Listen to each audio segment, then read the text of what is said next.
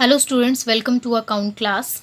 हम death of a partner के case में डेड पार्टनर के हिस्से का प्रॉफिट कैसे निकालते हैं सीख रहे हैं। तो प्रॉफिट दो तरीके से निकाला जाता है, on the basis of time and on the basis of sales. On the basis of time हम पिछले वीडियो में सीख चुके हैं।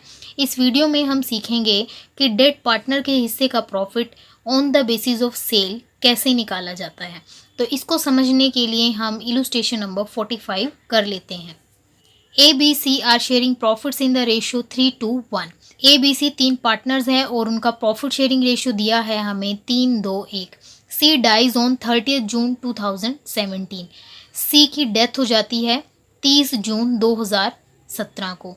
Accounts are closed on 31 March every year. Accounts हर साल 31 मार्च को बंद होते हैं। इसका मतलब अकाउंटिंग पीरियड शुरू होता है 1 अप्रैल को। 1 अप्रैल से लेकर 30 जून, अप्रैल मई जून 3 महीने सी फॉर्म में रहा।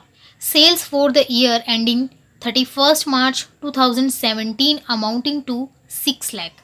तो पिछले साल की सेल्स हमें दी गई है 6 लाख रुपए। सेल्स फ्रॉम 1 अप्रैल 2017 टू 30 जून 2017 और अप्रैल से लेकर जून तक, मीन्स जब तक सी फर्म में रहा है उस पीरियड की हमें सेल्स दी गई है 2,40,000।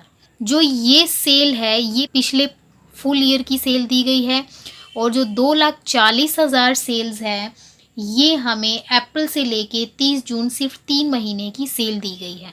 The profit for the year ended 31 March 2017 amounting to 30,000।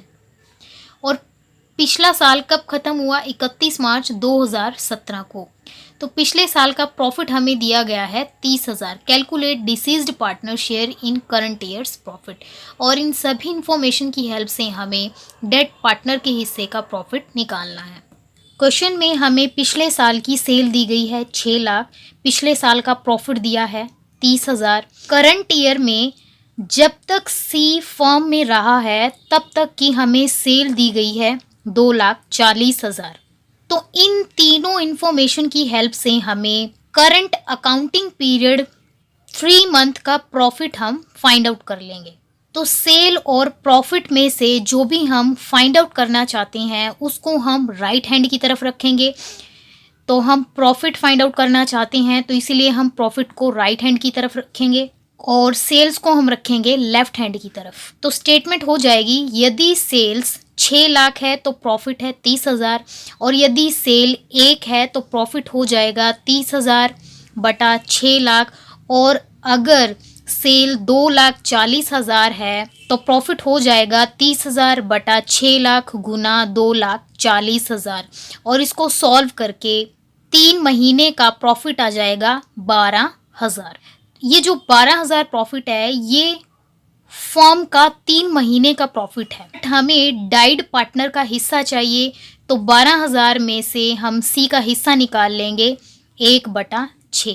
तो सी के हिस्से का प्रॉफिट आ गया है 2,000। क्वेश्चन में हमें कुछ भी नहीं दिया गया कि रिमेनिंग पार्टनर्स ने अपना फ्यूचर रेशियो चेंज किया है या नहीं, इसलिए हम जर्नल एंट्री करेंगे profit and loss suspense account debit to C's capital 2,000। तो क्वेश्चन में अगर हमें पिछले साल की सेल्स और प्रॉफिट दिया है और करंट ईयर की सेल दी है तो हम इन तीनों इंफॉर्मेशन की हेल्प से इस तरह से स्टेटमेंट लगा के करंट ईयर का प्रॉफिट फाइंड आउट कर सकते हैं और डिसीज्ड पार्टनर के हिस्से का प्रॉफिट फाइंड आउट कर सकते हैं।